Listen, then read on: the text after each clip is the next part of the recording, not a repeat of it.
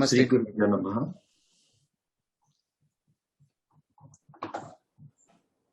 Good morning, friends. Very, very happy to welcome you all for this open house discussion and to celebrate the launch of Indica Classical Library. This is a new initiative by Indica Academy, and I'm not sure whether to call this a momentous initiative or not, whether we have the right to call self-aggrandize and say, okay, this is a momentous occasion. But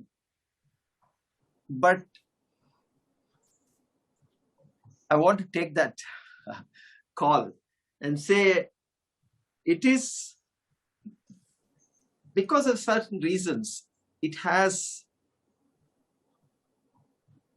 gained that nature of what should have been a normal thing, an important thing for a civilization such as ours. It has gained a dimension of Atmanirbhar or Atma Gaurav, like self-respect, not just self-independence, but self-respect.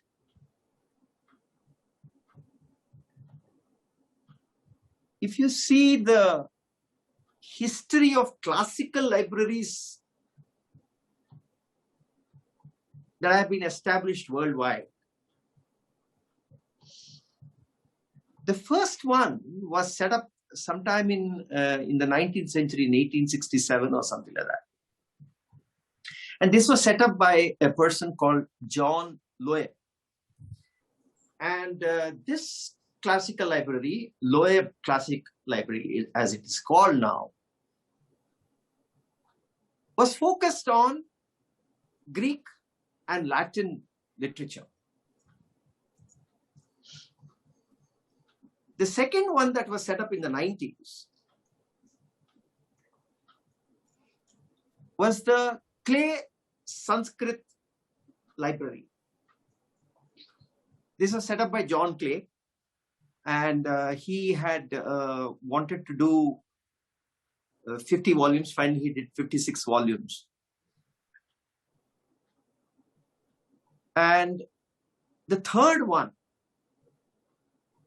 that was set up a few years back is the Murthy Classical Library.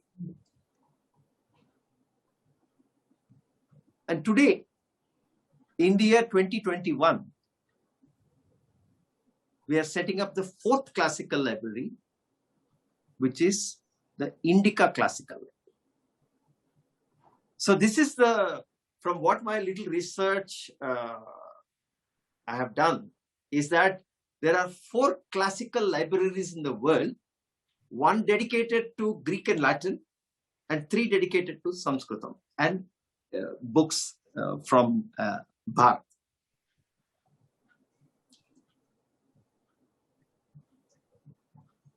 Now, why is it that this was not done in greater number?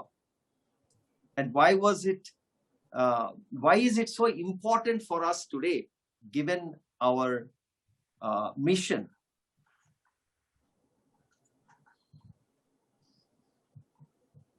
I would say that there are 3 requirements for a good classical library. We need good bilingual translators. We need a good curator and a publisher, a good editing and good curator. And then we need a sponsor. So there are 3 elements to this thing: sponsor, curator, and translator. So for a successful library classical library to be successful, It is my proposition that all three should be indigenous to the land. And unless all these three are indigenous to the land, the thought of the indigenous people will not resonate, because it will not respect the tradition. It will be an outsider's perspective.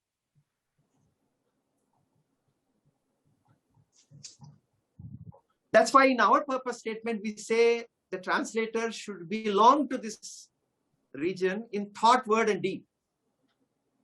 Not only the translator, but the curator and the sponsor.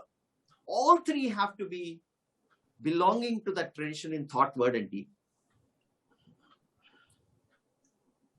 I believe that with great emphasis at my command, that Indica Classical Library is the only classical library that satisfies the criteria of all the three people being indigenous to this land. And I'm very, very grateful to Ishvara, to Bhagavan, that this thing is happening through this platform of Indica Academy. A lot of sponsors are well-intended, they have good intentions, but they may, due to ignorance, commit some mistakes, and we have seen that in the past. Fortunately, this initiative, the way it has happened, it fulfills that criteria and the purpose which Meg will talk about. We did not set out to set up an Indica Classical Library. That was not, when we set out in 2015, this was not a part of our design. But as we kept doing things, the feedback and the rapid prototyping formula that we have gave us ideas and the need.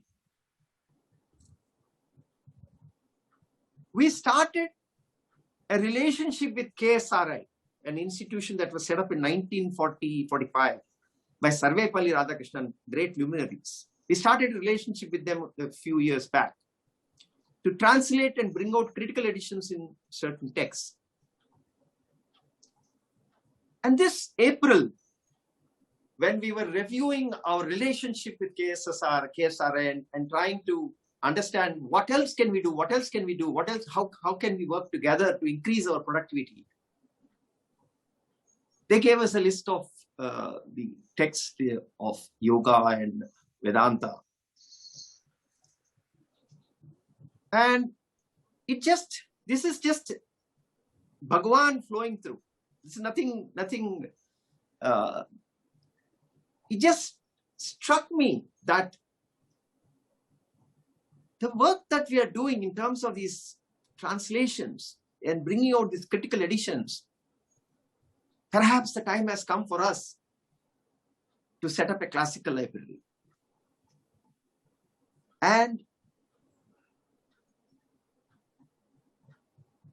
immediately, yes, we should. And then Meg came to the mind. Because you see, Meg is a very calm, objective, very detached kind of a scholar, very, there's a particular demeanor whom you've interacted, and in the way he writes mellifluously, I felt that he's the right person for this job. And I reached out to him, would you want to come on board? And he readily agreed. And lo and behold, we are here. And I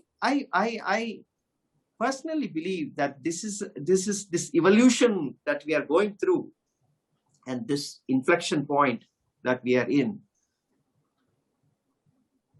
this is a defining moment.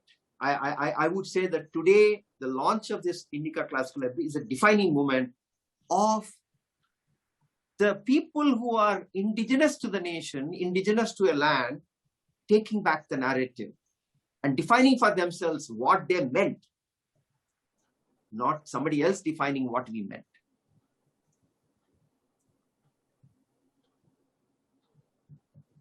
We have created a very interesting logo, because there's this discussion about what is classical, and what is the cutoff date for the beginning of classical, what is the ending date for beginning of classical. So there's this question of what is classical.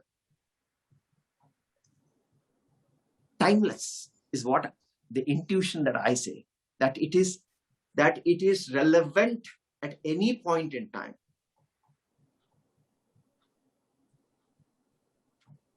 Perpetual.